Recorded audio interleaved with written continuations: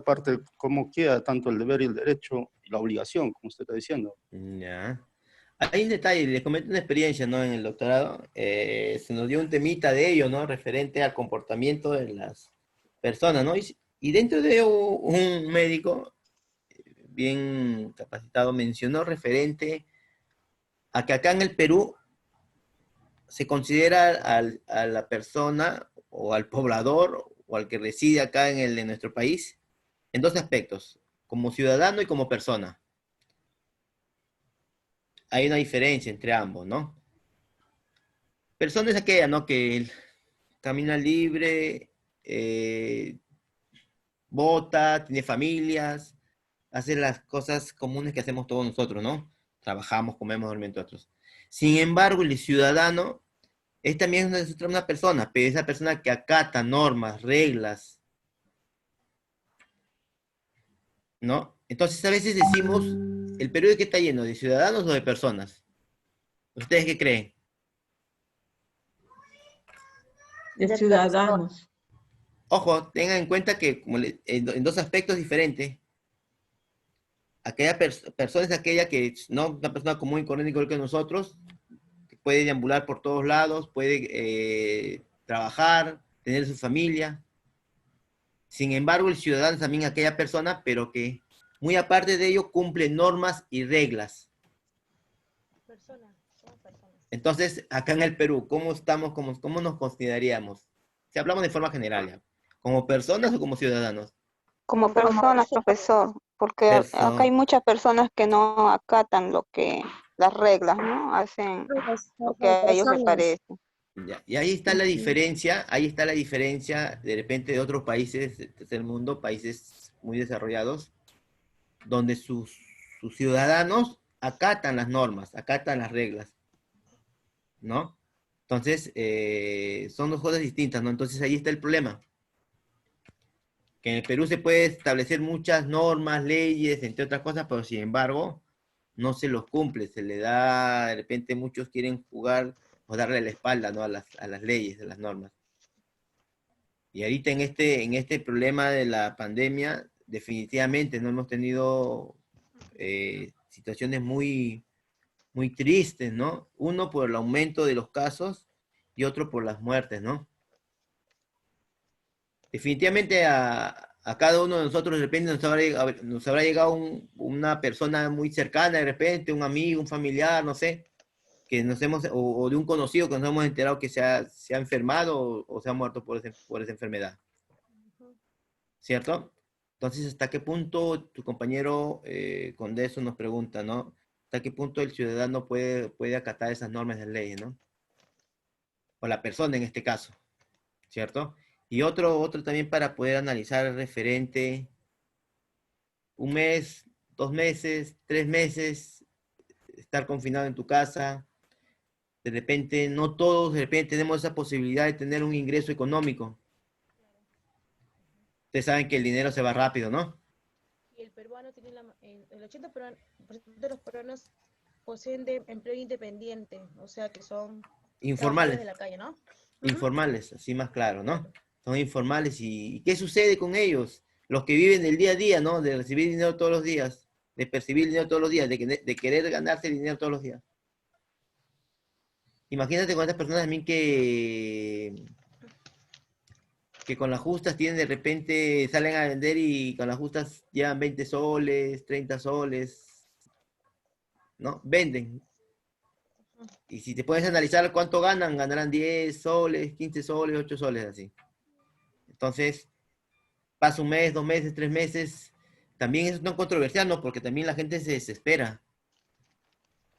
Pero ¿cuál es el problema? O sea, todos tienen derecho a querer trabajar, a ganarse la vida. Sin embargo, tenemos que tener cuidado. ¿Por qué? Porque si te contagias, no solamente se contagia usted, no vas a contagiar a más personas, ¿no?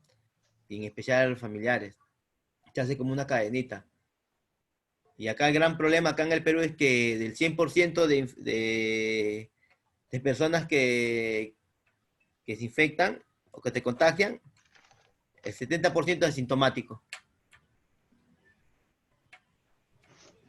Entonces, ¿cuál es el problema? Ese es más grave. ¿Por qué? Porque se va aumentando. Cuando es asintomático, va a salir a la calle normal y va a seguir contagiando a todo el mundo, ¿no? Entonces, son situaciones que se tiene que ver, ¿no? Entonces, nosotros tenemos derecho a la salud, sí es muy cierto, ¿no? Pero también tenemos el deber o que la sociedad tiene el deber de hacerse cumplir sus derechos. Pero ¿cuándo perdemos esos derechos? Cuando vulneramos los derechos de otros.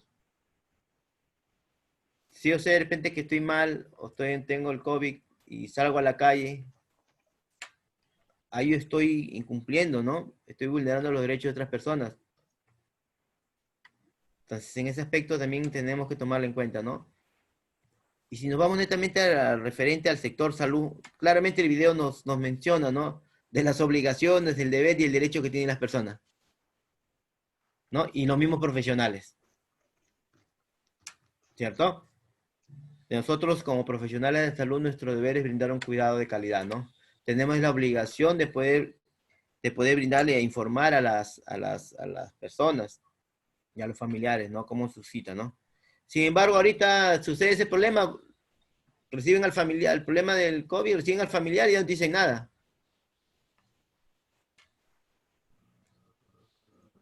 Sí. Y se te vulnera tu derecho. Entonces es una situación bien, bien engorrosa ahorita. Ahorita estamos pasando una situación donde se está vulnerando todos los derechos, ¿no? No se están cumpliendo los deberes ni las obligaciones de los profesionales. Entonces, de repente, para poder recordar un poquito más a lo que es la temática de aspectos éticos del cuidado, ¿no? En cuidado de enfermería. Primero, de repente, vamos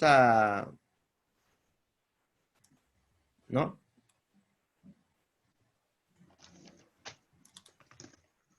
¿No? A ver unas pequeñas pautas referente a lo que es los derechos, ¿no? de la persona, ¿no? Primero hablamos de la legislación, ¿no? Usted sabe que la legislación es un conjunto de leyes, ¿no? Y dispositivos legales, no en un determinado campo del derecho. Pero cuando hablamos de legislación en salud, ya hablamos de un conjunto de ¿qué? De normas jurídicas, el cual este va a permitir que regular los procedimientos, los actos, deberes y derechos de quienes, de los profesionales de la salud, así como también de los pacientes. Esta legislación se encargaría entonces de velar, ¿no? De que se cumplan todos ellos, los tanto deberes, derechos y obligaciones, tanto del profesional de la salud como también del usuario, ¿no?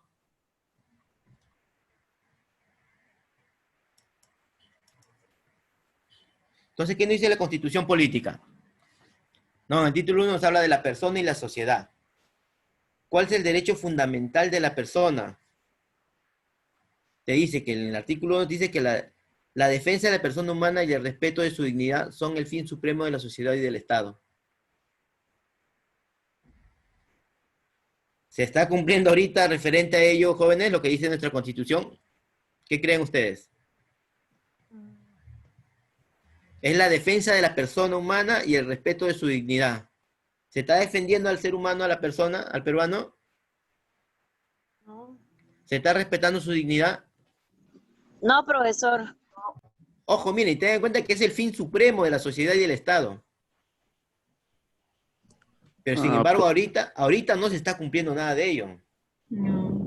¿Cierto? Y no es porque lo decimos, sino lo que hemos observado, los que trabajan de repente en el sector salud también se habrán dado cuenta.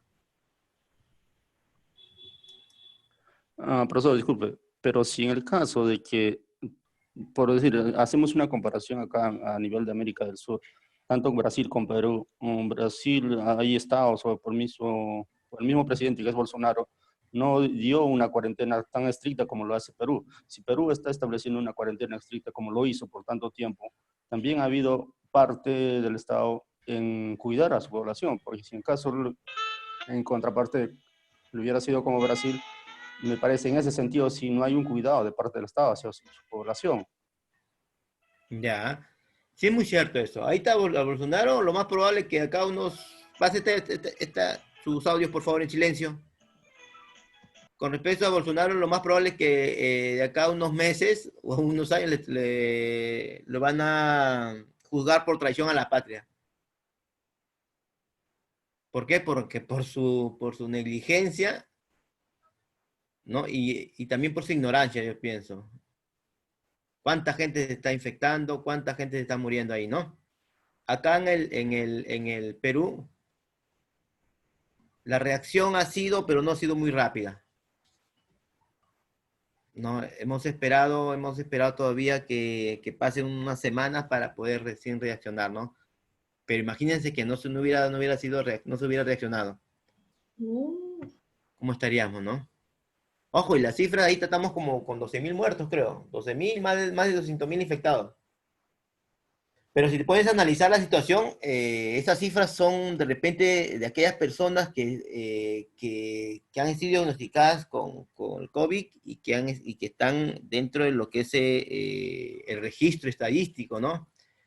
Pero no están contando aquellas personas que han fallecido en sus casas, en la calle, ¿no? Entonces un promedio que están calculando es de 25.000 a 30.000 personas. Y de repente dirá, profesor, sí, pero son cifras, de repente nos ponemos, son cifras o son comentarios, de repente podemos mencionar, ¿no? Sin embargo, de repente los que trabajamos en el sector salud, tenemos de repente conocidos, personas que son allegadas de repente al mismo estado, allegadas de repente a la mismo poder ejecutivo. Entonces, dentro de ello, en el caso mío, sí, estoy conversando con unos colegas, ellos manifiestan, ¿no?, la situación. Y casualmente también tengo un vecino, ¿no? Vecino de mi vecindad, de mi barrio, como podría decir en términos chabacanos. Él trabaja en el seguro. Él es representante de lo que es transporte. Entonces, él personalmente es el que lleva a la presidenta ejecutiva de salud. Entonces, es él que se para codeando con los ministros, con los altos mandos de ahí, ¿no? Entonces, ellos les manifiestan que sí, definitivamente las cifras que se dan es solamente de aquellas personas que están registradas, no muertas por COVID, ¿no? Pero no se ha contabilizado a las otras personas que han fallecido en sus casas. Entonces, definitivamente sí, hay una alta probabilidad de que no sean 12.000, ¿no? Sean más de 20.000 por lo menos.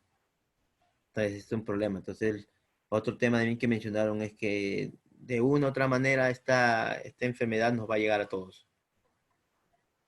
Entonces, ¿cuál es el detalle? El detalle es qué tanto tu cuerpo reacciona a ese virus.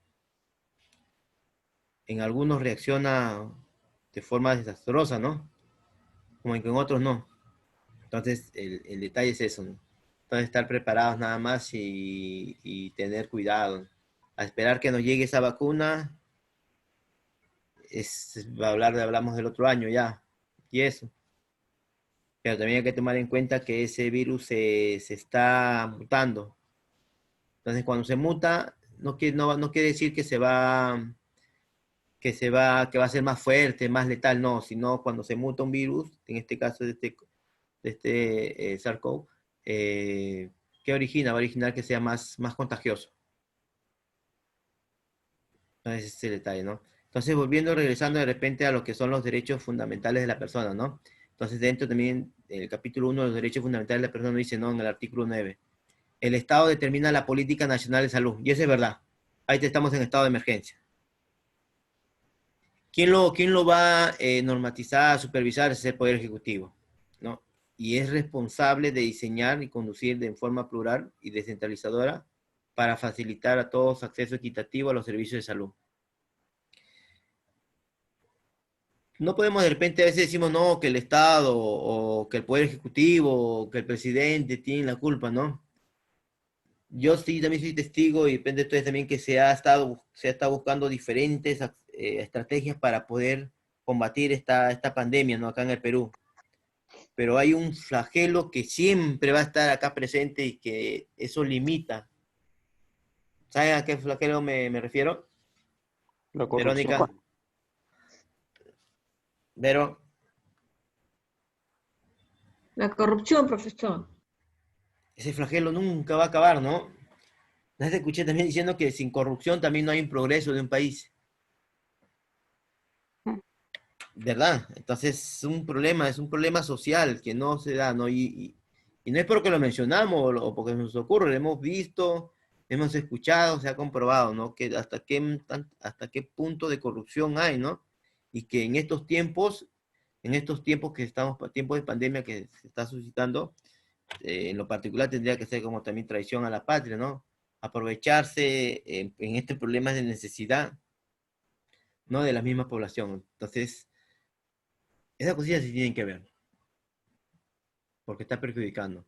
Y de repente muchos que trabajan en establecimientos, en centros, instituciones de salud, también ahora se habrán percatado de esas situaciones, ¿no?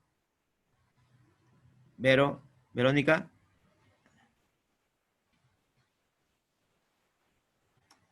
Bien. ¿Qué más nos dice, no? Ahora nos habla el referente del artículo, dice que el Estado reconoce el derecho universal y progresivo de toda persona a la seguridad social.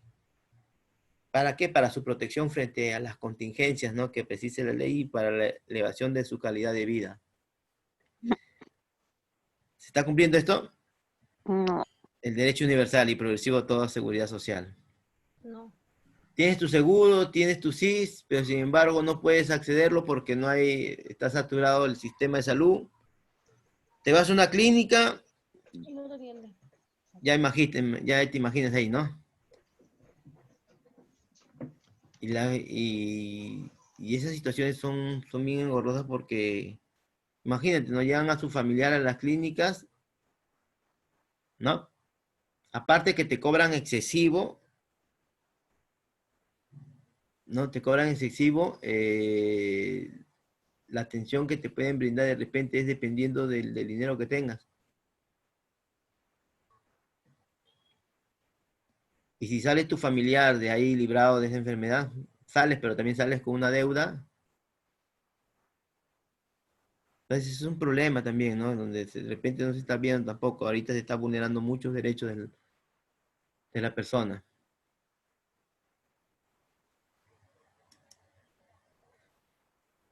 Después nos habla también otro artículo 11, dice, el Estado garantiza el libre acceso a prestaciones de salud y a pensiones a través de entidades públicas y privadas o mixtas.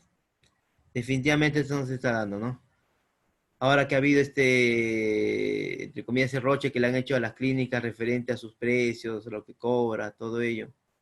Entonces ya en cierto punto, o sea, el Estado con las clínicas privadas no han llegado a un consenso para poder recibir pacientes, ¿no? Pero sin embargo, ayer estaba viendo las noticias que no están recibiendo. Te ponen peros, entre otras cosas, ¿no? Y eso el Estado tiene que velar, tiene que vigilarlo.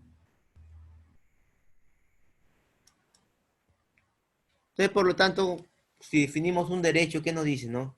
Que viene a ser el producto de la cultura humana. Sí, es muy cierto, ¿no? Nosotros formamos a nivel nacional, internacional, se dio, ¿no? Ese producto, ¿no? Dice, cultura humana de la sociabilidad del hombre como tal, ¿no? Entonces, es un hecho natural que regula su conducta.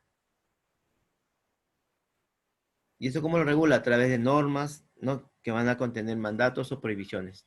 Y es verdad. Hablamos de derechos, los derechos no son fundamentales para el ser humano, pero sin embargo también tienes obligaciones y deberes. Cuando pierdes tus derechos, cuando vulneras los de otros.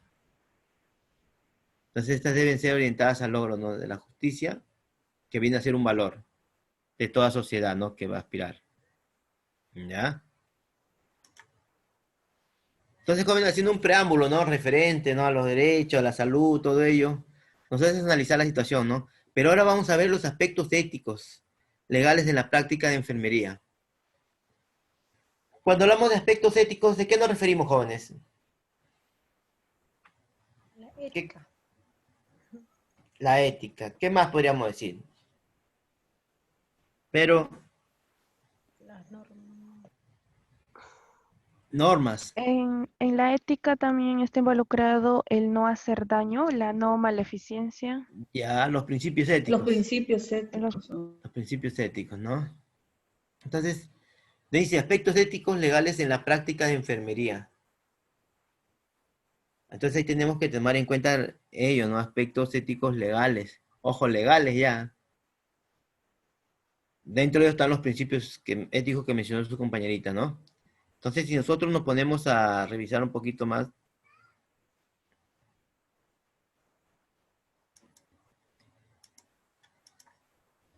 primer lugar, de repente mencionamos esto, ¿no? Que la enfermería es un llamado superior, un llamado honorable, y ese honor radica en el amor por la perfección, la consistencia y el trabajo duro para conseguirla. Está diciendo nuestra pionera, ¿no? Florencia, ¿no? ¿Ustedes creen que sea un llamado superior, honorable? Sí. Definitivamente, ¿no? Definitivamente, ¿no, jóvenes? No Y que eso no va a haber, radica. disculpe, profesor, no va a haber no va a haber máquina en el mundo que pueda cuidar de otra persona como lo haga una persona de otra persona. Claro, y eso lo hace con el amor, ¿no? Radica el amor por la perfección, la consistencia y el trabajo duro, ¿no? La enfermería es un conjunto de muchos aspectos, ¿no? Éticos, emocionales, espirituales, teóricos, prácticos, entre otros, ¿no? Y que tiene que ser de arduo trabajo. Entonces, cuando hablamos de la ética de enfermería, en primer lugar, ¿qué podemos decir, no? Un cuidado del paciente moribundo. Pero, sin embargo, si hablamos de enfermería, ¿qué decimos? Que tiene un marco ético legal. Ese marco ético legal está conformado por la ética del cuidado. Entonces, la ética del cuidado, para poder establecerlo, tenemos que tener teorías y modelos. Y estas teorías y modelos, ¿qué nos va a permitir? Tener una disciplina. ¿Se dan cuenta cómo dio el giro de la enfermería? ¿Y para qué? Para el cuidado de quién? Del paciente moribundo. Cuando el bien morir. ¿Han escuchado esa palabrita? Bien morir. ¿Han escuchado o no, jóvenes? ¿O han escuchado de repente más claro? ¿Han escuchado de repente morir con dignidad? Sí, Hilda. profesor.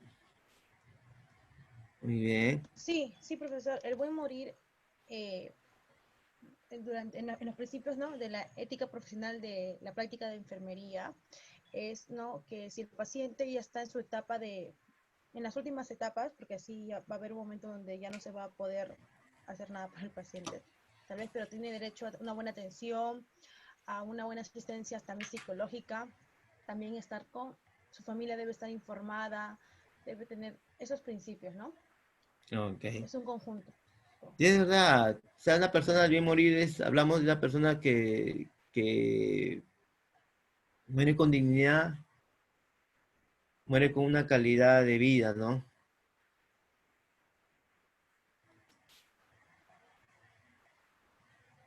O el lugar Entonces, donde elige, profesor. también, claro. Entonces, una persona moribunda ya es darle calidad de vida para que pueda irse, ¿no? Tranquila o tranquilo. Por ejemplo, que ya lo dan una enfermedad así de cáncer, entonces, si ya ve que ya no tiene cura, entonces un bien morir podría salir de viaje, irse, ¿no? Claro, o también de Lugares repente ya no puede ni caminar, darle el tratamiento para el dolor de repente, ¿no? también para Porque hay el personas dolor. que mueren con dolor, ¿no? Entonces, es Exacto. hablar un montón de cosas, ¿no? Un montón de aspectos, enfocarnos bastante referente a ello, ¿no? Cómo direccionarlo. Entonces, ¿cuándo nos damos cuenta realmente el bien morir? Es cuando nosotros como profesionales lo observamos, lo hemos evidenciado, o también como nos pasa de repente a nosotros como familiares, ¿no? Nos podemos analizar, ¿no? La situación, ¿no? Entonces también hablamos del ser enfermero, enfermera. Acá nos dice que enfermera no es tan solo aprender habilidades y formas de comportamientos adecuados a situaciones y contextos concretos. No es tan solo eso, sino también es conocer algo primordial, los valores. La pregunta sería, jóvenes, ¿los valores dónde los aprendemos? ¿En la casa, en el colegio, en la universidad, en el instituto? ¿Qué creen ustedes, jóvenes? En la casa. ¿Mm? Yo pienso que es en la casa, profesor.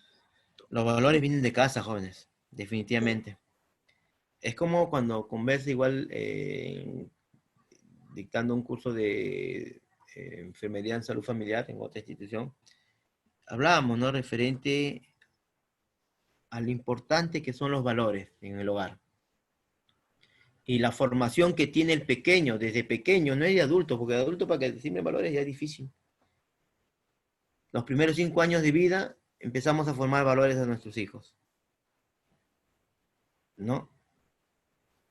Y ellos empiezan a reflejarlo ya en la sociedad, ¿no?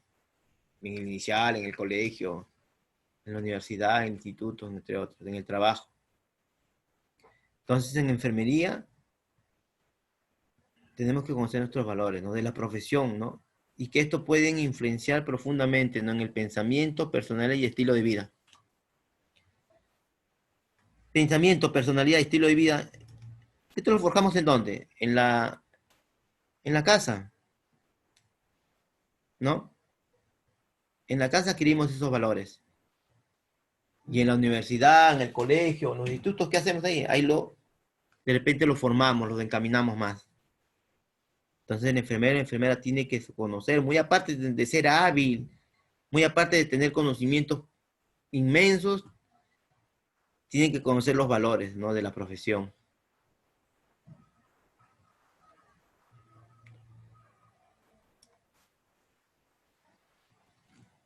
Entonces viendo referente ya a la ética, en primer lugar nos dice, ¿no? Que la ética es una disciplina filosófica, cuya función ¿qué es? Esclarecer acciones del hombre, para dirigirlo hacia el bien. ¿Por qué creen que dice una disciplina filosófica, jóvenes? ¿Por qué creen, jóvenes? Vero. Porque busca resolver de repente alguna situación. Ya. Busca resolver una situación. ¿A través de qué lo puede resolver? Del bien. Del bien. Ya. Ojo, tengan en cuenta que la filosofía nos enseña, ¿no? A poder analizar las situaciones. Claro, porque la filosofía es primero y después ya viene la ética. No, es eso. En sí la filosofía es de tiempos antiguos, ¿no? Pero la filosofía en sí nos enseña ¿qué? A poder analizar la situación. A poder encontrar respuestas. Dar respuesta y analizarlo. Entonces, definitivamente la ética es una disciplina filosófica. ¿Por qué? Porque la ética, para que tengas conductas inadecuadas de repente, primero tenemos que analizar la situación, ¿no? Entonces, por eso nos dice, ¿no? Disciplina filosófica cuya función es esclarecer acciones del hombre para dirigirlo hacia el bien. Un ejemplo de repente, ¿no? Si yo llego tarde a mi servicio, tengo que analizar por qué llego tarde, ¿no? De repente me levanto muy tarde, de repente no calculo mi tiempo, de repente tengo percances, de repente tengo familia, muchas situaciones, ¿cierto? Entonces tenemos que analizar todo ello, ¿no? Después nos dice que es una ciencia, porque tiene un método de reflexión moral. Y es verdad, pues, si yo cometo un error, voy a analizar, ¿no? Voy a analizar a qué se debe ese error. Voy a analizar que esto se puede de repente mejorar, ¿no? Poquito a poquito, paso por paso.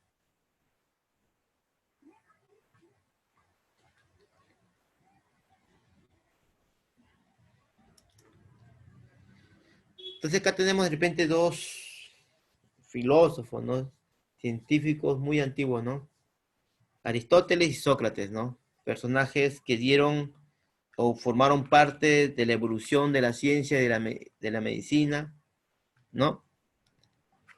De aquellos tiempos, ¿no? En primer lugar, ¿no? Aristóteles que nos dice, ¿no? Que la ética, nos habla de la ética de la felicidad, el cual lo conoce como ética de la virtud. Ética de la virtud, ¿por qué? Porque te va a permitir alcanzar la felicidad, ¿no? De la persona. Eso lo dice Aristóteles. Sin embargo, Sócrates llama a la virtud como aquello que era común para para la raza humana, ¿no? En diferentes circunstancias, como por ejemplo la justicia, la valentía, el autocontrol. Y que esto puede ser transmitida o enseñada. Entonces, en sí, para Sócrates, la bondad, el conocimiento y felicidad se enlazan estrechamente. ¿Ustedes qué piensan de ello, de lo que mencionan esos dos autores?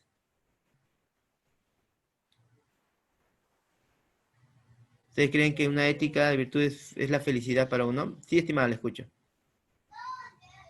creo que sí, porque cada uno tiene su propia necesidad, pero también involucrando a las demás personas sin hacer daño. Según lo que entiendo acá, que dice la bondad, conocimiento y felicidad. Se enlazan, ¿no? Se enlazan estrechamente, ¿no? Y también nos habla referente a la virtud que debe tener, ¿no? Cada persona. Entonces son puntos de vista y definiciones de autores de hace muchos años, miles de años, siglos de años, perdón, que nos dan referencia a la ética, ¿no? Y cómo lo consideran ellos. Ayala. Profesor, al pasar de los años, a pesar de que haya pasado muchos años, esto se sigue manteniendo, ¿no? No se cambia nada de esto, técnicamente lo que uno piensa o lo que los demás serían generalizados. Definitivamente, como les digo, ellos son pioneros que nos han dado muchas teorías, muchas definiciones, nos han aperturado más los ojos en el aspecto no científico y también en el aspecto ético. Como ellos ven, ¿no? Y eso lo vemos reflejado en nuestros libros, en las enseñanzas que nos brindan, ¿no? Y que dan como ejemplo a estos autores, ¿no? Sí. El inicio de la ciencia. De la ciencia y la filosofía. Su audio en silencio, por favor. Eso tiene tiempo ya. Sí. A ver, ¿quién levanta la manito? Quispejaro. Ya. Profesor, la ética es una felicidad también porque haces el bien, ¿no? O sea, ahí va, como dicen mis compañeros de los principios de ética, entonces hacer el bien da a cada uno felicidad. Sí, le perdés para bajar todo esto. Bueno, Está más tranquila. Claro, estimada. A ver, ¿quién está hablando? Gustavo Seclén. Porque estoy en clase virtual, estimada. Ya. A Gustavo lo voy a silenciar porque no se le escucha a las compañeras cuando hablan, ¿no? Sí, es muy cierto lo que dice su compañera, ¿no? Entonces la ética de la felicidad es importante porque, ¿no? Porque es la virtud que pueda tener el ser humano, ¿no? Y que esa virtud, ¿no? Engloba, ¿no? Referente a lo que es la justicia, la valentía y el autocontrol, ¿no? Y asimismo también lo que nos refleja, ¿no? O lo que se enlaza, ¿no? Tanto la bondad, el conocimiento y la felicidad, ¿no?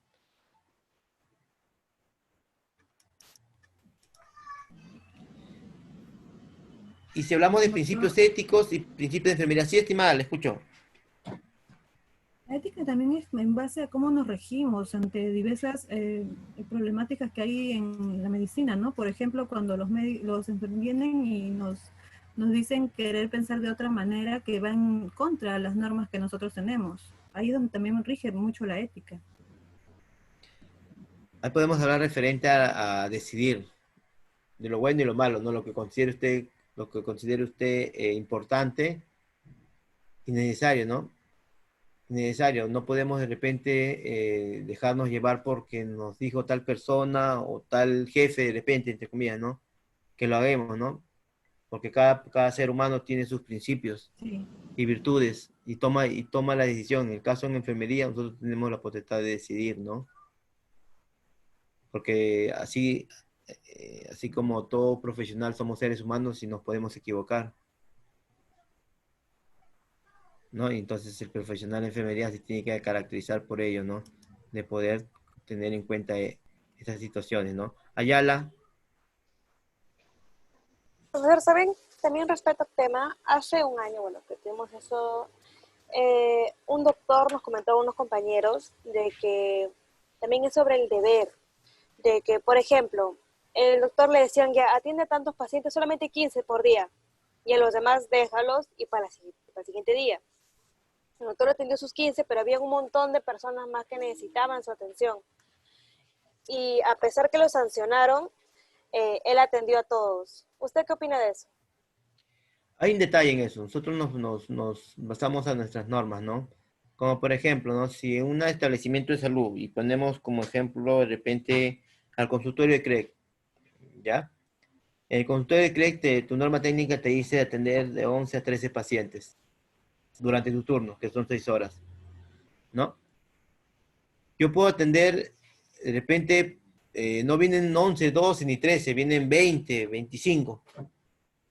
Los atiendo a los 25 ya, bacán, ¿no? Bacán, los atendí a ellos. Sin embargo, hay un detalle. Para cada consulta, la norma técnica nos establece que tienen que ser un promedio de 30 minutos. Por eso es que nos dan esa cantidad de usuarios. Si yo me voy a los 25, ¿ustedes creen que cumpla los 30 minutos? No, los atendió No. rápido. ¿No? Entonces el detalle también es referente, ¿no? Con el médico también, ¿no? Con La el calidad de médico, atención, bro. exacto. O sea, podemos atenderlo, obviamente para poder ayudar, ¿no? Orientar, pero sin embargo los tiempos y la calidad de servicios que estás a brindar de repente se va a limitar. ¿Sí se comprende la idea, estimada? Sí, profesor, pero, o sea, ahí también le veo un contratiempo de que a causa de más demanda debe haber más personas que debían atender. Ya, ese es con respecto al accionar del profesional. Si hablamos referente al recurso humano es muy distinto. ¿Por qué distinto? Porque si hablamos de recursos humanos, los recursos humanos lo establece la institución, el establecimiento, ¿no? Y el establecimiento se rige de acuerdo a la producción que realizan y a la infraestructura y al nivel que se encuentre. Lastimosamente, hay establecimientos que tienen un alto índice de población y que no se abasta el recurso humano. Entonces eso trae consecuencias de qué, de que se atienda a más pacientes, más usuarios, pero la calidad de la atención no sea el adecuado de repente, ¿no? O el límite de tiempo no sea el adecuado. Entonces toda acción que se direcciona, que se dirige, que se toma en cuenta, tiene que tener un pro y un contra, ¿no? Pero definitivamente, ahorita miren, si nosotros nos podemos analizar acá en Lima nada más, todos los establecimientos están saturados, ¿cierto? Están llenos, no hay mucho recurso humano. Recurso humano me refiero a los profesionales, ¿no? Es en Lima. Imagínense en lugares escondidos de nuestro país, en provincia como por ejemplo, que con la justa cuentan de repente con un personal técnico algunos establecimientos. Entonces, ¿cuál es el problema? Que si nosotros no direccionamos bien, o el Estado no direcciona bien su sistema de salud, entonces va a traer consecuencias, pues. Es como una cadenita. ¿Y qué va a haber? ¿En qué se va a sentir obligado el profesional? Médico, enfermero, enfermera, en querer cubrir esas necesidades de la población, pero sin embargo, la calidad de la atención no va a ser la adecuada.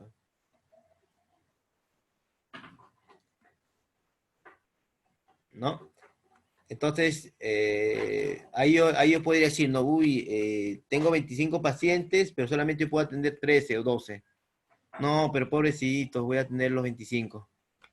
Ya por querer ayudar a todos ellos, ¿no? Voy a atenderlos, pero sin embargo, mi tiempo que me tengo que dedicar a cada uno de ellos lo voy a limitar. Doctor, Sí, estimada. ¿y cómo podemos hacerle entender de manera asertiva a los pacientes que quedan en espera? Porque muchas veces se molestan, se quedan así, como que diciendo, ay, nosotros le pagamos. ¿Y de qué manera decirles para que no Que entiendan, ¿no? Esto que usted nos está explicando? lo que sucede es que lastimosamente se le ha acostumbrado, se le ha acostumbrado así a la población. Y la población, como les dije hace un momento, ¿no? La población más se comporta como personas que como ciudadanos. Entonces la población se va a sentir, entre comillas, engañada, que le han tomado el pelo, que les hacen esperar, ¿cierto? Eso es lo que sucede en establecimientos. Entonces, lo único que podemos hacer es de repente dialogar con ellos y explicarles la situación. Es un poco engorroso eso, porque muchos se molestan, no entienden, a veces hasta la ignorancia prevalece más que la razón y te empiezan a insultar, a decir cosas que no van al caso, ¿no? Lastimosamente sucede eso, ¿no? Entonces tenemos que solamente tener la inteligencia emocional para poder sobrellevar y hacer entender, ¿no? a la gente, ¿no? Y explicarle, con antelación, explicarle referentes de situación, ¿no? El límite de pacientes, deben hacer publicidad, ¿no? Los mismos establecimientos. Si no es el establecimiento, ya el mismo servicio, porque el servicio que se siente perjudicado, ¿no? Y al final, el perjudicado es quién, es el vigilante que está en la puerta, porque a él es el que se le vienen con todo. Porque el vigilante solamente recibe indicaciones. ¿Cierto? Sí, Ayala.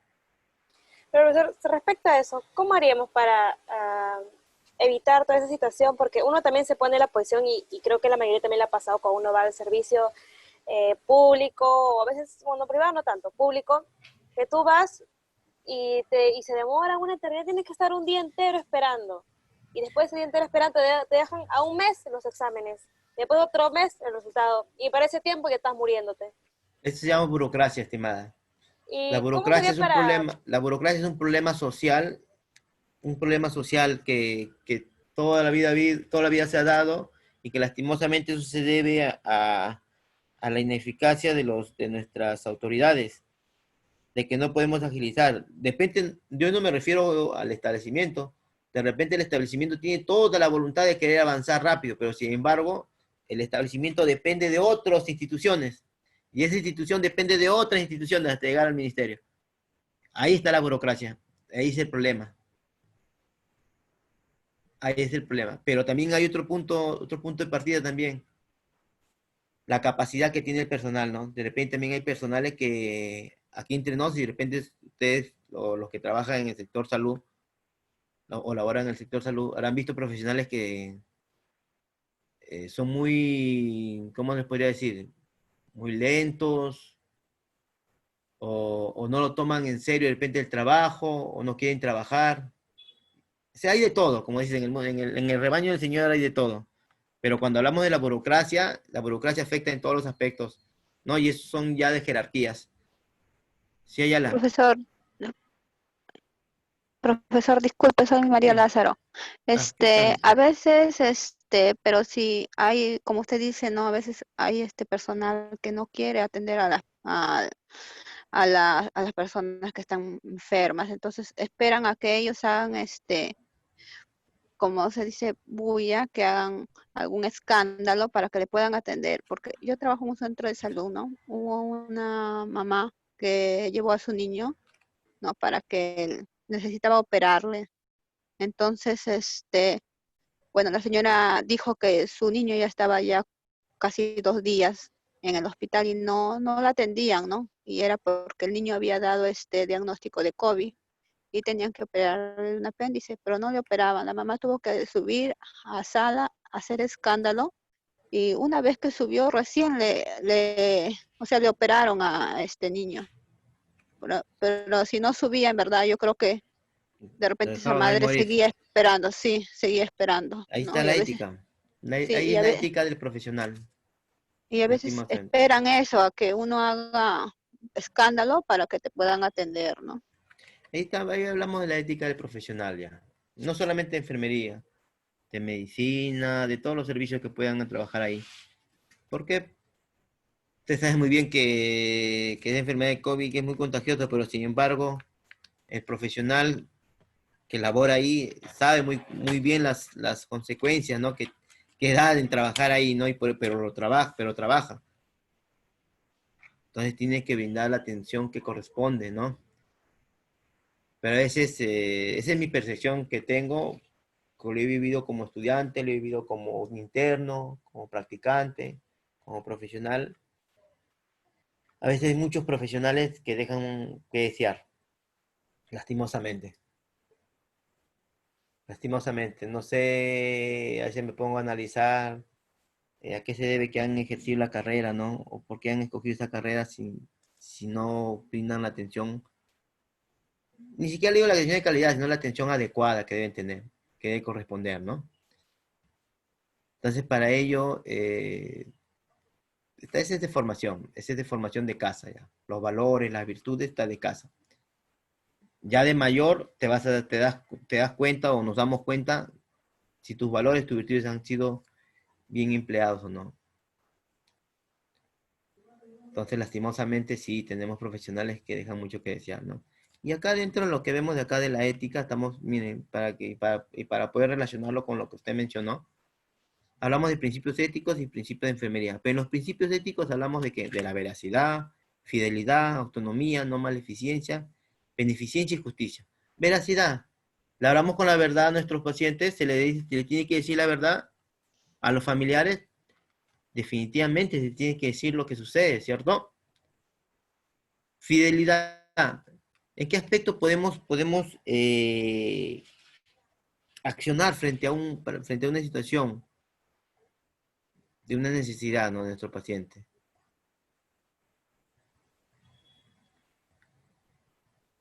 Autonomía. ¿Somos autónomos o no? Tenemos el poder de elegir lo mejor, o solamente somos de repente, disculpando la palabra, como borreguitos que escuchamos y hacemos caso. Obviamente tenemos la opción de decidir, somos autónomos, y en eso también, como dice usted, en la ética, ¿no? Exacto, vas a decidir lo bien, lo bueno y lo malo. Usted decide. Pero para decidir lo bueno y lo malo, para ello antes ya tienes tus valores, tus virtudes te van a permitir tomar una decisión adecuada, ¿cierto? Claro. No maleficencia. Ahí nos embarca lo que tu compañera manifestó, ¿no? De repente de ese niño, ¿no? Estuvo mal y que no se le quería atender. Tenían que hacerle escándalo al establecimiento para que le puedan hacer caso. No, profesor, pero no hay las medidas de bioseguridad para el personal. De repente, ¿no? Puede suceder que mencionen ello. Pero sin embargo, Profesor, no. con Bien. respecto a eso, una profesora, Anita, todavía nos comentó que Florence abrazó todavía un leproso, a pesar de no tener el principio de bioseguridad, o sea, protegerse, y no se contagió, por así decirlo, por el mismo hecho de atender. No es que digo que hay que abrazar a los que tienen COVID, pero es como que un decir de que, por decirlo de que más le tienes miedo, peor va a ser. Sí, el detalle de una enfermedad es tener las medidas nomás. Uno como profesional te has formado ¿para qué? Para que puedas brindar el cuidado, en este caso en enfermería, ¿no? Pero para ello tienes que tener tus medidas de bioseguridad, ¿no? ¿Con qué finalidad? No con la finalidad de repente de que no, uy, que tengo temor o que le tengo asco al usuario, sino con la medida de que te protejas y que proteges a tu entorno. Porque si nosotros nos contagiamos, podemos contagiar a nuestro entorno, ¿cierto? Y llevarlo también a nuestro hogar. Entonces es importante las medidas de bioseguridad para ello, ¿no? Y sí, tomando esas medidas de bioseguridad, tranquilamente hacemos una atención de calidad. Sí, José. Profesor, discutiendo ese tema, si hacemos una analogía con lo que es, por decir, un terremoto, un temblor, ¿qué sucede o qué dice el principio? Que uno primeramente se salva, comúnmente hablando así, para luego poder ayudar a los que quedan. Eso rige en ese tiempo. Y en tiempos de pandemia, me parece que también primero es tu seguridad para luego poder apoyar a los demás. Si en el caso no cuentas con el EPP completo, sería bastante riesgo de tu parte o tal vez hasta negligente intervenir en una situación así de riesgo. Ya, eso es muy cierto, pero sin embargo hay un detalle, jóvenes. El detalle del derecho a la salud. Cuando estás formado para profesional y lastimosamente ese es contradictorio. ¿Por qué? Porque no tienes los medios de seguridad para que puedas actuar, pero sin embargo dejas morir a una persona Es un problema legal, ¿no? Entonces, de repente mencionando lo que dice su compañero referente, si hay un sismo, un terremoto y a quién damos prioridad, también eso existe. Se da el terremoto, ya suscitó, entonces se tiene que dar prioridad a los, ¿no? En este caso las prioridades son los, en primer lugar son los adultos mayores y los niños, y las personas gestantes. Pero acá en lo que es la época de pandemia, personas de 55 años hacia arriba, entre comillas, los dejan morir. Priorizan personas menores de 55 años. Entonces suena duro, ¿no? Suena duro, pero sin embargo, eso es lo que están haciendo ahorita. 60 años, 75 ya los dejan. Si ustedes nos ponemos a analizar y vemos de repente en el caso de Italia, en Italia casi el 95% puros adultos mayores nomás se han muerto.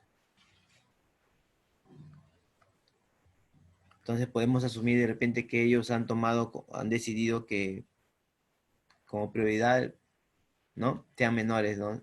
Menores en este caso en Perú son de 55. Sí, estimada.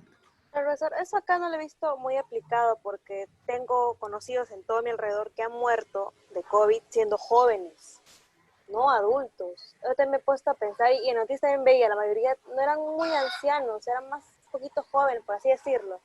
De 50 para abajo, o de 30 para arriba, así 50 o 30. Ya. Acá cuál es no, con respecto a las prioridades en los hospitales, y eso no te lo va a decir el Estado, jamás te lo va a decir el Estado, no te lo van a decir, pero priorizan, están priorizando a esas edades. Y con respecto a personas adultas, ¿no? ¿Cuál es el problema? También el estilo de vida que han llevado esas personas.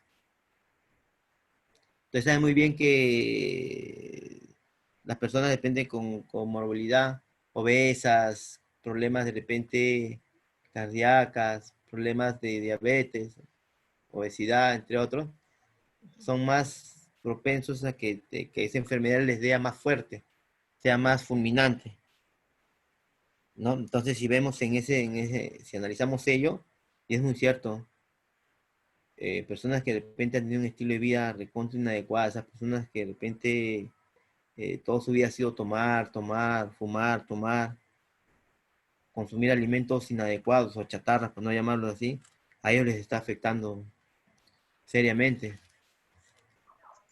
Sí, ¿no? profesor. Le comento yo, por ejemplo, yo trabajo en un hospital con pacientes COVID. Entonces, hay pacientes, sí, es verdad, que fallecen no tan adultos mayores. He visto que han fallecido de 30, 35 años, pero no es porque no se les está brindando una atención, sino porque se ha hecho todo lo que se ha podido. Le ponen todos los medicamentos que puedan ponerle y aún así no reaccionan porque tienen una enfermedad de fondo. Igual manera se les está tratando a los pacientes adultos mayores, al menos en donde yo estoy.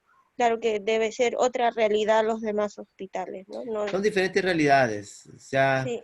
Cuando uno menciona ese problema de priorizar, se dice en forma generalizada, ¿no? Para no mencionar tal hospital, tal esto, ¿no? Entonces, pero sin embargo, sí, definitivamente el estilo de vida también está pasando factura a muchas personas. Y más en los varones que en las mujeres, se han percatado.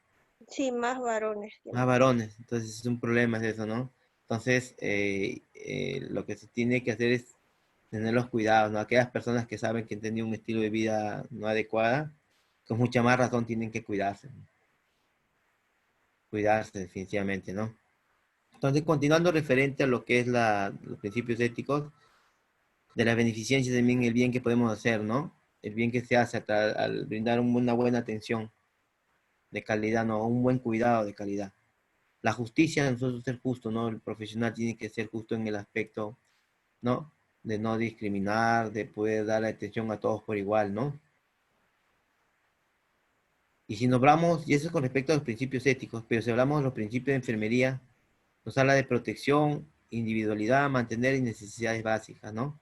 Mantener necesidades básicas. Y es verdad, nosotros vendemos en nuestra profesión de enfermería, dentro de lo que es tener lo que es la protección, ¿no? La protección lo hacemos a través de la promoción, de la prevención, ¿no? Y que puede estar dirigido a quienes, ¿no? A la persona, a la familia, a la comunidad. Y dentro de ello tenemos que tener lo que es mantener necesidades básicas, ¿no? Cuando hablamos de necesidades, hablamos de problemas, hablamos de enfermedades. ¿Y qué tenemos que tener al tanto, ¿no? Mantener que esas necesidades no se quiebren. Entonces está dentro de lo que son los principios de enfermería, ¿no? Después, los principios bioéticos que mencionó su compañera, ¿no? Mínimos éticos y máximos éticos, ¿no? Hablando de la no maleficencia, justicia, autonomía y beneficencia, ¿no?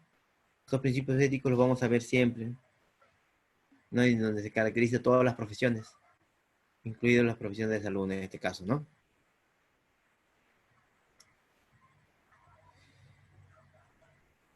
Y si hablamos del código de ética, ¿no? Nos habla del 100, del 53, nos habla de enfermería, ¿no? ¿Enfermería en qué aspecto primero? En los derechos humanos, enfocado, ¿no? Sean culturales, a la vida, la libre elección, dignidad, respeto. Y enfermería te tiene que enfocar dentro de sus principios éticos, o su código de ética, los derechos humanos, definitivamente. Y que esto va a incluir las culturas, ¿no? Como por ejemplo, ¿no? El cuidado que podemos brindar a una persona no solamente de Lima, sino de provincia, de otros lugares, y respetar sus costumbres, sus ideas. Derecho a la vida también, ¿no?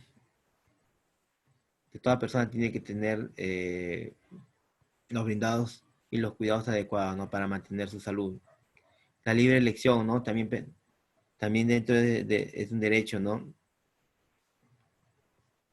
De que cada persona, un ser humano, tiene libre elección, ¿no? La libre elección de poder ver sobre su salud. Y también dignidad y respeto. Como profesionales de enfermería tenemos que tomar en cuenta, ¿no? De velar por la integridad de la familia, del usuario, y también respetarnos sus ideas, respetar sus penas.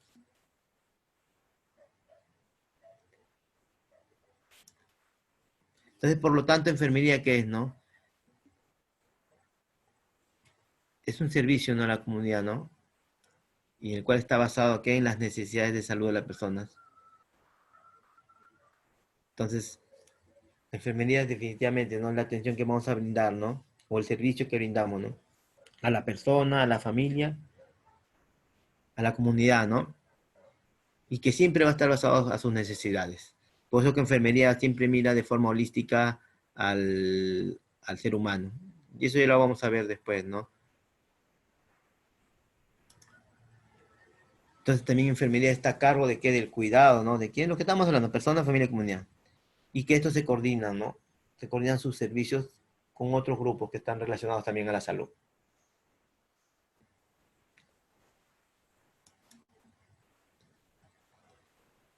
Entonces, dentro de los deberes fundamentales de la profesión, que es promover la salud,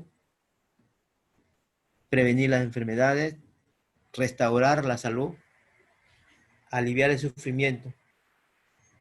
¿Cómo podemos promover la salud, jóvenes?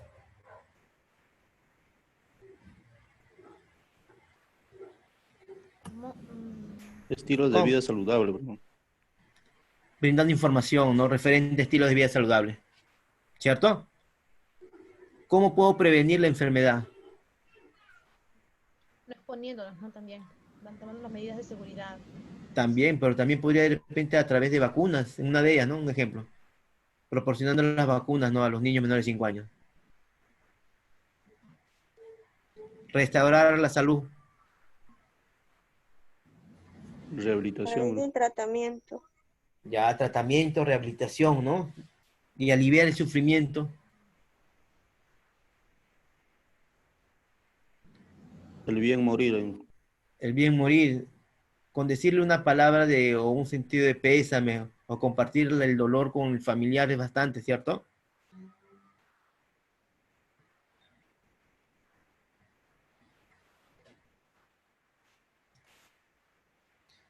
Entonces, cuando hablamos de la ética del cuidado, ¿no? Acá nos dice que lo ético es esperable, por lo tanto los demás esperan algo de mí, algo ético de mí. Y eso es muy cierto. Usted cuando ingresa a su servicio, a su establecimiento, saluda a su paciente, saluda a su usuario, eso es lo primerito que tenemos que hacer. Sí. Definitivamente, ¿no? Pero se da caso donde ingresas como Pedro en su casa y es como si estuviera solito, no saluda a nadie. Y llamarlo por su nombre también. Definitivamente, no llama por su nombre también uno de otro, ¿no? Por eso dice, lo ético es esperable. Por lo tanto, los demás esperan algo de ético de mí, ¿no? De nosotros. Entonces, si hablamos qué significa cuidar y qué significa cuidado de enfermería, ¿qué podemos comprender de ello, jóvenes?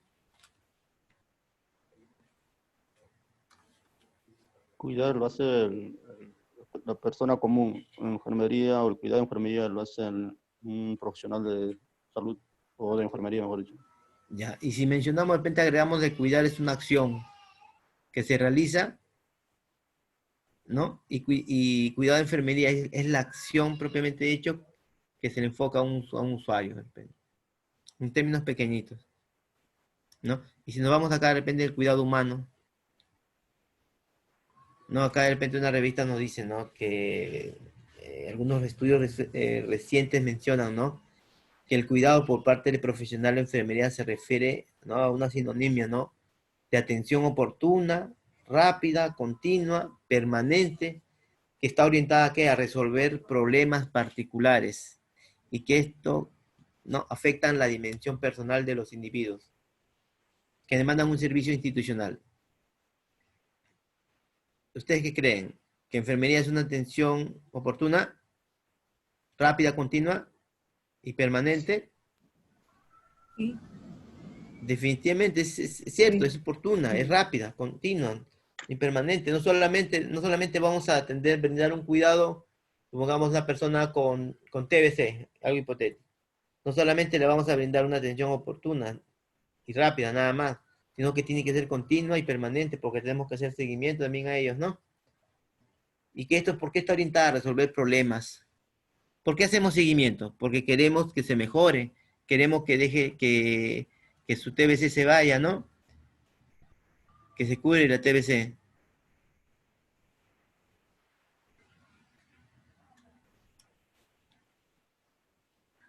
Entonces el cuidado humano lo definen como un conjunto de categorías, ¿no? Y ello va a involucrar ¿cuál? La comunicación verbal y no verbal. Y dice también la minimización del dolor físico. La empatía para atender el todo y el envolvimiento, ¿no? Que esto se refiere aquí a la aproximación entre el cuidador y el ser cuidado, ¿no? Con una finalidad terapéutica. Y es muy cierto, porque cuando hablamos del cuidado humano, hablamos de un conjunto de categorías. Tiene pasos, tiene procesos. Y en cual puede ser la comunicación puede ser de forma verbal y no verbal. Podemos llevar a un usuario, brindar un cuidado a una persona consciente, como también una persona que esté en todos sus sentidos. Y en lo que queremos es minimizar, ¿no? El dolor físico y ser empáticos, ponernos en el lugar de esa persona, ¿no? Y esto de repente es para poder aproximarnos, ¿no? Entre el usuario y el cuidador. ¿Sí, jóvenes?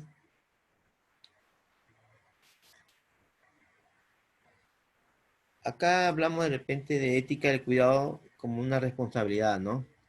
Acá Carol Gilligan, ¿no? Una psicóloga, nos menciona, ¿no? Que, ¿no? Referente al estudio que hizo, ¿no? Donde dice que existen diferencias en el comportamiento moral del hombre y de la mujer. Entonces ella determinó, ¿no? Que los hombres actúan en base a la ética y la justicia. Ojo, escuchen. Y que las mujeres actúan en base ¿qué? A la ética del cuidado, de una forma distinta.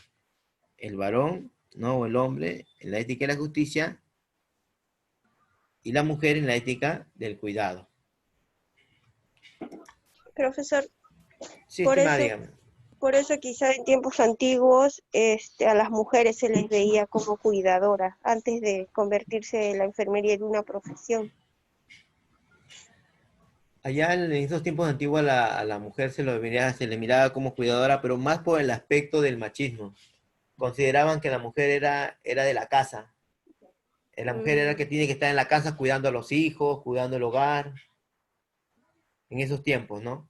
Hasta que llegó la evolución, ¿no? Consideraron que tanto fue el aspecto de que la mujer se enfocaba a cuidar al ser humano, ¿no? Donde llegó un tiempo donde lo tomaron eso ya como una profesión, pero antes que llegue como una profesión, consideraron eso que la mujer tenía que cuidar a las personas, a la persona herida, y que en un momento a otro, no sé si habrán escuchado la historia, donde hubo una época negra donde obligaban a la mujer que cuide, sí o sí, Ah, sí.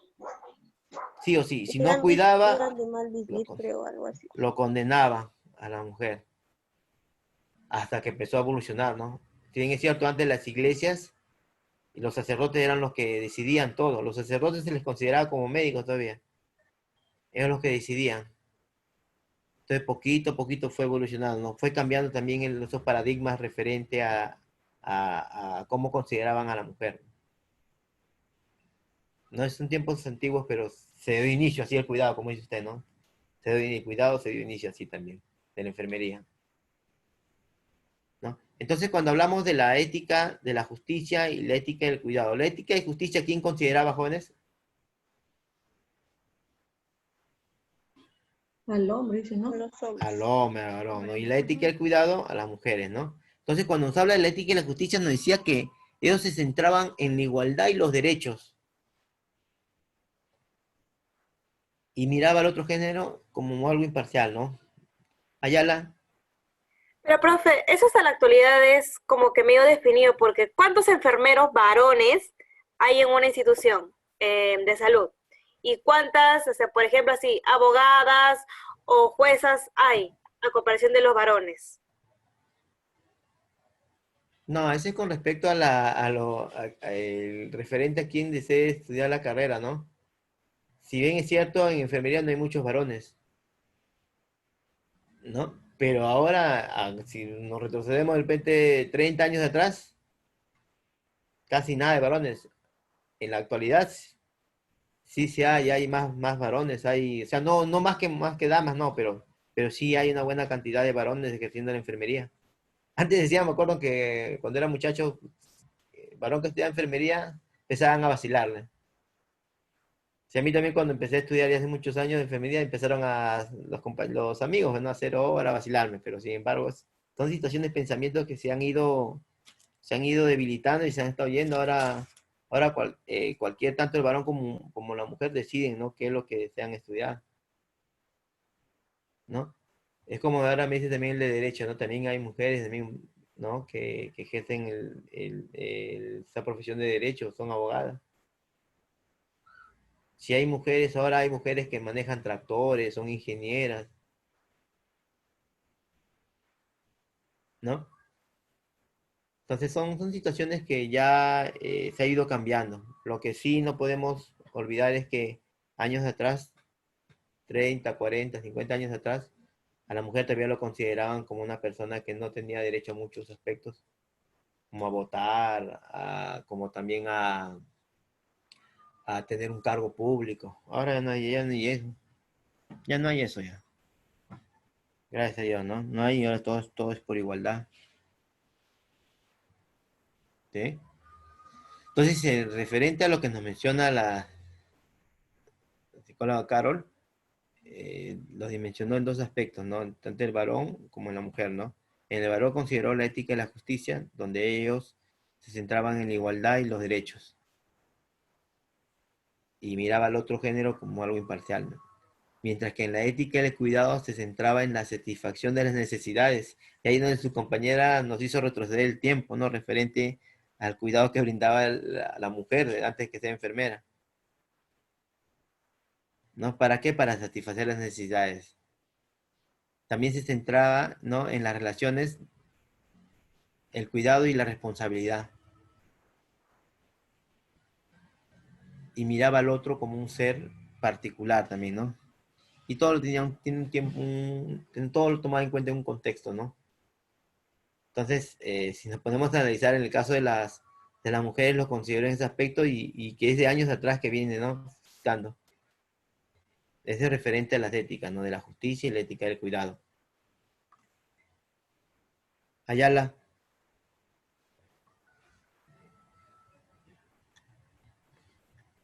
Ayala.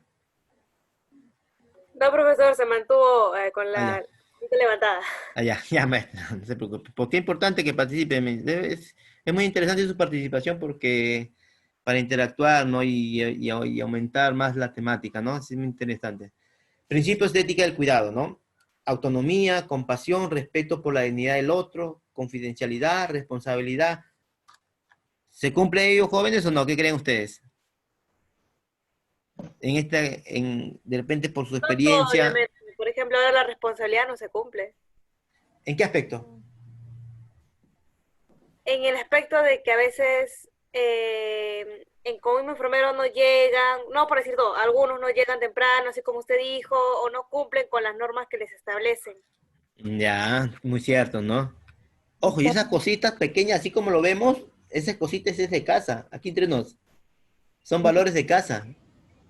También la confidencialidad es poco que se cumple porque entre enfermeros también tienen que pasarse la información y eso a veces dicen, no ha venido tal persona o tal persona está acá o mira cómo es, ¿no? No se cumple también en lo que es enfermería. Sí, yo me acuerdo una vez mencionando confidencialidad. Yo vivía por el 20 de Próceres, ¿no? Y a la espalda de mi casa tengo varios vecinos adultos mayores. Entonces, uno de ellos, uno de sus hijos me escribió, pues un día antes me escribió a mi WhatsApp preguntándome de una clínica, si conocía o un hospital, ¿no? Y me manifestó que su familia tenía COVID, ¿no? Y me dice, pues tengan cuidado, me dice, allá, ¿dónde vive? Le pregunto, pues, yo no sabía que vivía a la espalda de mi casa. Entonces, como yo tengo mi grupo también de los vecinos, y les digo, pues no, se ha suscitado un caso y hay que tener cuidado. Pero los vecinos me preguntaron, ¿no? ¿Quién es esa persona? Entonces lo único que atiné a decirle fue que no tengo autorización para poder mencionar quién es, pero que ya les dije tengan cuidado, ¿no? Está por acá tener las precauciones nada más. ¿Qué creen ustedes, jóvenes? ¿Hice mal? ¿Hice bien? Que metió la pata, pero no la metió hacia adentro. ¿Mm? ¿Qué creen? También, ¿cómo lo dijo, profesor? De repente lo dijo para que tomen precauciones, pero no dijo la persona de quién es, o sea, quién es realmente la persona que está contagiada. Claro. O sea, mi intención fue mencionar, advertir a mis vecinos que tengan cuidado, ¿no? Uno, pero no quise mencionarle quién es esa persona porque no tenía la autorización de ella, de esa persona, ni de su familia. Profesor, yo opino que de repente usted hubiera hablado con la persona que tenía su familiar de COVID y explicarle, ¿no?, las precauciones que debía tener para cuidar a los vecinos, pero no decirles a los demás porque los alarma, crean un miedo, una fobia, y hasta a veces esos familiares que se encuentran pasando por esos momentos se sienten como que observados o se sienten mal. Yo pienso eso. No, claro, por eso que no tenía que mencionarle el nombre, ni siquiera le dije está alrededor de una losa, porque es una losa deportiva en el centro y está rodeado alrededor. Entonces como la mayoría viven ahí, les mencioné nada más, ¿no? Entonces, pero no les mencioné el nombre ni la casa, por último, ¿no? Ni la casa, y solamente hay que tener cuidado. Porque, y justo fue un momento de confinamiento, que nadie salía. Nadie salía, pero siempre hay personas que quieren saltarse, ¿no?, las normas, de las reglas. Me preguntaron un poco, algunos se molestaron, algunos no, pero definitivamente no, yo tomé la decisión de no mencionar quién era. Yo sabía quién era esa persona, pero no les mencioné, no les dije quién era, ¿no? Entonces, o sea, en ese aspecto, de repente, si no les hubiera dicho nada tampoco, hubieran también de repente no hubieran tomado sus precauciones algunos y no sé, ¿no? De repente se hubieran contagiado, no sé, en fin. La situación en ese aspecto, o sea, les comento con respecto a la confidencialidad, ¿no? Igual cuando estamos en un hospital y nos dicen de repente el usuario, nos enteramos referente a la enfermedad del usuario, nosotros tampoco no podemos de repente decirlo abiertamente, algo que de repente nos ha confiado el paciente o que nosotros tenemos dentro de la historia, ¿no? Que se ha detectado. Porque me acuerdo una vez hubo una situación referente a una persona con código blanco y el personal viene y empieza a decir, tiene la cama tal, llega por su nombre, tiene código blanco, así abiertamente. Y eso no se debe hacer, ¿no? Se está alterando lo que son los principios, ¿no? Entonces, sí, Ayala. Pero eso también pasa cuando es una novedad. Por ejemplo, un caso raro y todos comienzan a pasar la voz. Mira, la persona tal tiene tal, es un caso muy raro y cada uno de los enfermeros o doctores pasa por el lugar para ver qué hay. Ese es otro problema, ¿no? Entonces dirán, profe, pero entonces ¿cómo nos vamos a enterar para cuidarnos? Obviamente las personas porque hay personas que tienen exclusivamente esos pacientes, ¿cierto? Y definitivamente antes de ingresar a verificar o atender al usuario, tiene que revisar la historia. Y aparte que el enfermero, la enfermera, el médico, hasta el mismo personal técnico hacen reporte. ¿No? Entonces son situaciones que de repente a veces se vulneran, no se toma en cuenta, ¿no? Sin embargo, dentro de los principios éticos sí está bien establecido todos estos principios donde tenemos que cumplirlo, ¿no? Siento que de repente tendríamos la obligación de cumplirlo, ¿no? Entonces, de la ética del cuidado en enfermería, ¿no? Nos habla de aporte de teoristas, definitivamente, y que simplemente está cuidado que centrada en el cuidado del otro, ¿no? A través de responsabilidad y competencias. Ya ustedes saben qué son competencias, ¿cierto? Sí, jóvenes, ¿no? ¿Sí? ¿Se acuerdan? Sí, competencias, competentes. ¿Qué son, maestra? ¿Qué es una competencia? Es un conjunto, ¿no? De habilidades, destrezas, conocimientos, más que más la actitud. Eso forma una competencia. Entonces, el profesional, no solamente enfermería, todo profesional tiene que ser competente en lo que hace, en su trabajo, en su profesión. ¿Ya? Entonces, ¿qué más dice? Entonces, para ello propone un paradigma centrado en las relaciones humanas, ¿no? Y en las potencialidades de la persona.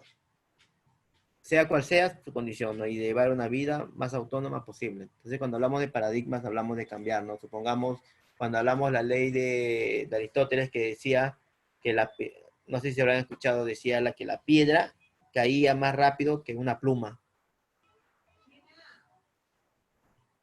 ¿no? Sin embargo, pasó 1000 años y llegó, ¿cómo se llama el doctor? Galileo. Galileo Galilei hizo la prueba y mencionó que no, rompió ese paradigma, rompió esa teoría de que la piedra caía más rápido que la pluma. Galileo Galilei, ¿qué hizo? No. Comprobó científicamente, ¿no? A través de las matemáticas y a través de la parte física, donde la piedra y la pluma caían al mismo tiempo. ¿Qué es lo que sucedía? Que la gravedad no permitía que la pluma caiga más rápido, pero se puso una tabla y puso la pluma, lo pegó la pluma y pegó la piedra y los dos cayeron al mismo tiempo. Rompió ese paradigma. Entonces, igual la enfermería de la misma forma, nosotros tenemos que romper paradigmas referentes, ¿no? A nuestros cuidados que vamos a brindar. Y ahí es donde vemos, ¿no? De repente lo que te puede decir el médico y la decisión que tome usted. Somos seres humanos y nos podemos confundir, nos podemos equivocar. Sí, nos podemos equivocar. ¿El médico se puede equivocar? Se puede equivocar. ¿El enfermero se puede equivocar? Se puede equivocar. Entonces, por eso que nosotros somos profesionales, ¿no? Profesionales con pensamiento crítico y clínico para poder tomar decisiones y romper esos paradigmas. ¿Se comprende la idea, jóvenes? Sí. Entonces, por lo tanto, también aparte de proponer, plantea también, ¿no?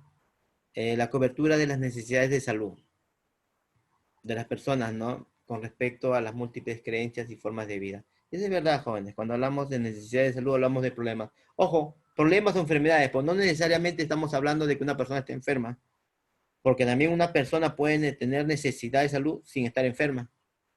Una familia puede tener necesidades de salud sin estar enferma. Una comunidad puede tener necesidades de salud sin estar enferma. Por eso que enfermería mira de forma holística, y lo vamos a ver después nosotros, de forma holística a través de respuestas humanas, que lo vamos a ver. Entonces, ¿cómo lo vamos a llevar a la práctica ello, no? Acá dice que potenciar al máximo la dignidad y calidad de vida de la persona en proceso de muerte. El bien morir. Nuevamente estamos escuchando ello, ¿no? ¿Qué es y cómo ese bien morir? Morir con calidad, Con dignidad también. con dignidad, como, Que sea lo más indoloro posible. ¿no? Que le cause menos dolor, ¿no? Entonces, un pequeño recuerdo de repente referente a la muerte en el siglo XXI, ¿no? Nos dice que el avance tecnológico ha deshumanizado al concepto de muerte, de calidad de vida. ¿Por qué creen, jóvenes, que la tecnología ha deshumanizado? ¿Mm? La tecnología. Claro. Profesor, ¿Por qué creen, jóvenes? Creo que profesor, porque antes, porque antes no existían un montón de familia presión y pasar así, ahora sí hay, y antes la enfermera misma tenía que ir y revisar todo eso y estar con el paciente. Ahora ya no es tan necesario, tú ves en la máquina y ya sale todo. Ok. José. Profesor, ya viene esto desde, no solamente desde la profesión en sí, sino desde ya el crecimiento y desarrollo del ser. Si hablamos en términos de pequeños, actualmente ya la tecnología les, bueno, a mi parecer, les inserta en la mente que la muerte es algo superficial, algo, bueno, algo que no es tan impactante, o es algo que se va a dar, pero de una forma insensible. Lo dan en sus juegos, que la tecnología misma lo está impartiendo. Bueno, la mayoría de juegos son de muerte, o sea, el ser humano en juegos, los niños tienen el poder de matar, decidir por la otra persona, y si un niño eso lo crea de esa forma, ese niño que va a ser adulto ya viene con la carga, con la tecnología modificando su pensamiento hacia la muerte. Ya. Si nosotros lo podemos analizar, hay personas de repente que están entubadas a través de respiradores, de monitores, de respiradores artificiales que le permiten respirar, pero la persona está postrada por 1 año, 2 años, 3 años.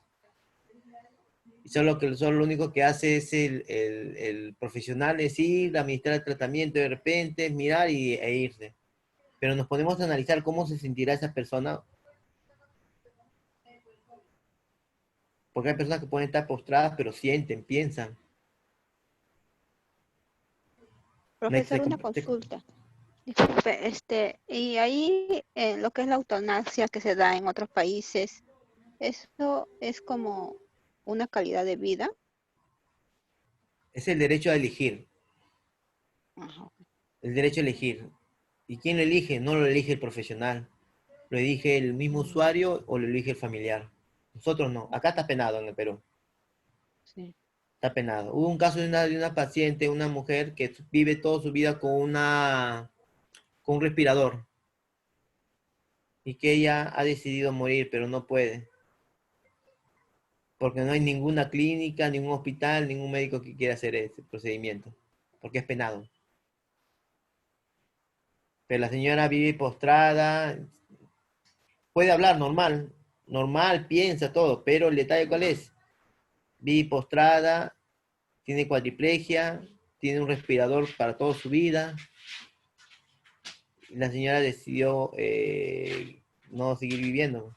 Pero no puede, ¿por qué? Porque el Estado no le permite. Es controversial, ¿no? Personas que viven entubadas 3, 4 años en coma, ¿qué sentirán, no? ¿Qué pensarán? por eso que nos habla acá del avance de la tecnología. O sea, esos respiradores artificiales les permite estar vivos, pero no sabemos realmente cómo se encuentran, ¿no? Emocionalmente, espiritualmente. ¿Qué pensará ese paciente? De repente querrá irse. Tenemos que darle más calidad de vida si están en esa situación, ¿no? Mejorar su calidad de vida. O sea, su calidad de vida solamente es que estar entubado y que le des tratamiento, le des una mirada y su tratamiento, nada más. Pero no sabemos Conforme. realmente qué es lo que piensa el usuario, esa persona. Creo que también va otra cuestión, porque también he tenido familiares que han estado ya a punto de la muerte y me cuenta, porque estaba muy chiquita, de que ya uno ya desea ya morir ya. Así me han contado, que ya estando en sufrimiento, ya dicen ya, mejor ya me muero porque es el dolor. Ah, mi tía, ¿No? de cáncer, ya no soportaba el dolor. Es controversial todo ello, ¿no? Uno, decidir que el familiar o el mismo usuario decidir morir, y otro, que el profesional decida por ellos.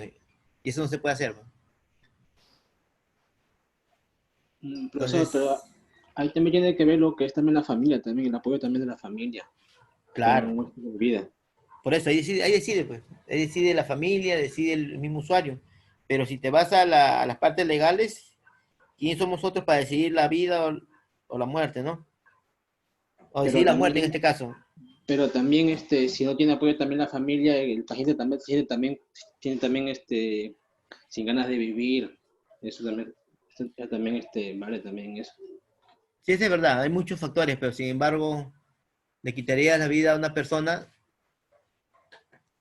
O sea, ahí es controversial ahí, ¿no? ¿Sí o no? Es controversial ese temita, ¿no? O sea, te pondrías en el lugar de esa persona, estará sufriendo, no sabes si estará sufriendo o no sufriendo.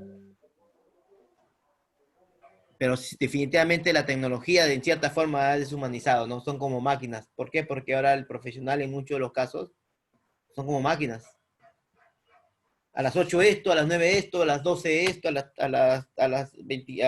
2 de la tarde esto, a las 4 esto, y así. Terminó su turno y nuevamente cambió. Y sigue la misma rutina. ¿No?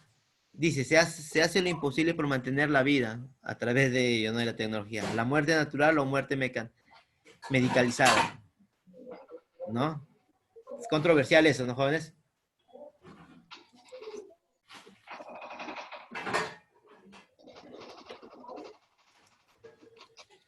También vamos a ver algunos problemas éticos, ¿no? Prolongación de la agonía, encarnizamiento terapéutico, oportunidad del alivio del dolor y manejo de los síntomas, ¿no? Prolongación de la agonía, ¿no?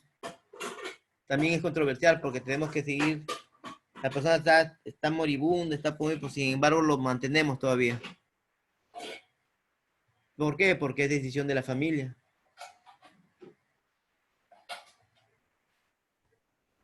Encarnizamiento terapéutico. Ya sus venas ya están destrozadas, ya tanto tratamiento que le dan. Pero sin embargo ese tratamiento le va a favorecer para el dolor de repente. No, como dice acá, oportunidad del alivio del dolor también, ¿no? A través del tratamiento. La última etapa ya del dolor es la morfina que administra para personas desahuciadas.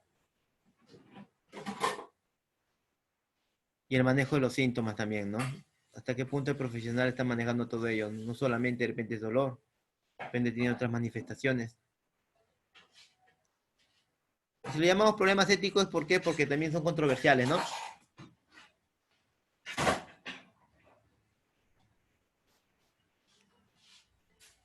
Y dentro de los principios que tenemos, ¿no?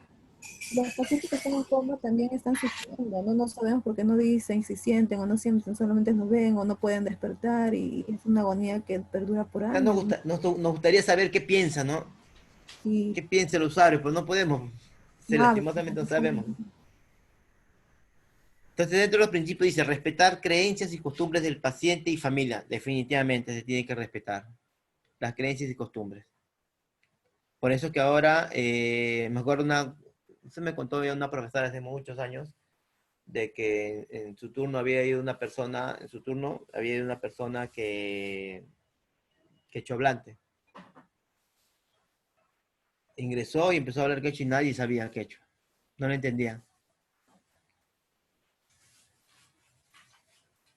Entonces ahí es un problema. Ahora en la actualidad sí piden profesionales, ¿no? En algunos casos que sean quechohablantes para que puedan apoyar. Hasta en otros trabajos que no sean en salud también piden quechohablantes. Otro principio es otorgar cuidado integral, manteniendo necesidades básicas, espirituales y emocionales satisfechas. Cuidado integral, ¿no? Un cuidado holístico. Tienen que mantenernos las necesidades básicas. No solamente, ojo, no solamente de salud, sino espirituales y emocionales. Y de ahí vamos a hablar referente ya después, no con los pasar de las semanas, referente a la parte de respuestas humanas. Sí, Ayala. Con respecto a la cultura, también el ciclo pasado lo hablamos con una profesora, de que cómo haríamos al respecto de que hay religiones que no permiten transferencia de sangre, ni de órganos, y entre muchas cosas más, y técnicamente diciendo que el paciente se muera. Ya. Eso me acuerdo una vez cuando entrevisté a estudiantes de enfermería en esa institución. Una de las preguntas le decía, ¿no? Ingresa María o Pepita, ¿no? Al servicio de emergencia politraumatizada, ¿no? El cual se le tiene que suministrar sangre. Sin embargo, el familiar, por su condición de ser, por su condición religiosa, no accede a ello. Y la pregunta, ¿y usted como futura profesional de enfermería, qué haría en esa situación? ¿No? Entonces, me acuerdo en la entrevista no contestaban. Entonces, dentro de las alternativas estaba de que si el usuario y el familiar no quieren ese procedimiento y que está en juego su vida, entonces lo que tenemos que hacer es tener un documento, y hay un documento donde se manifiesta que el usuario no desea que le realicen ese procedimiento y tienen que firmarlo el familiar, el usuario. Ese documento es el único que te va a librar de que tengas procesos legales. Si no haces ese documento y tu usuario, tu paciente se te muere, es un problema legal. Entonces la única forma que te vas a salvar, entre comillas, ¿no? De que te hagan un juicio, todo ello, son esos documentos. Es una carta, ¿no? Donde el paciente refiere que no desea ese procedimiento. O el familiar también, ¿no? Entonces en esos casos es la única forma que podrías hacer. ¿Sí, estimada? Sí, profesor, pero bueno, yo no puedo ponerla en la posición de esas personas que deciden no tener otra opción por sus creencias. No puedes obligarla. No le puedes obligar. Profe, pero está que se muere. Ya tomé la decisión de hacerlo y le salvé su vida, pero eso no escapa de que te puedan demandar, ¿no? El familiar o la misma usuario.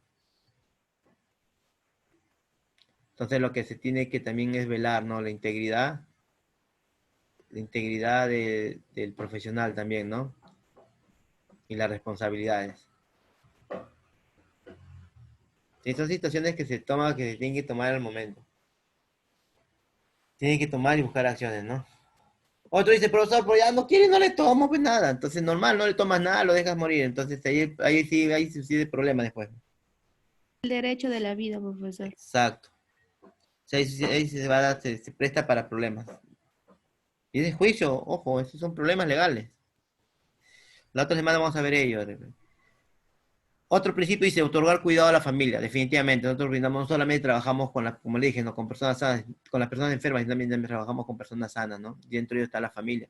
Utilizar recursos interdisciplinares, ¿no? Interdisciplinares, perdón.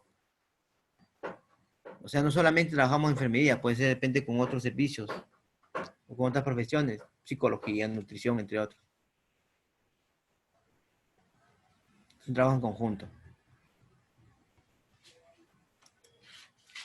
Entonces, dentro de los principios éticos en enfermería, ¿no? La justicia, la beneficencia, no maleficencia y la autonomía, lo que estábamos hablando en ese momento, ¿no? Son los principios éticos de enfermería que tenemos que establecerlo y tenerlo bien claro.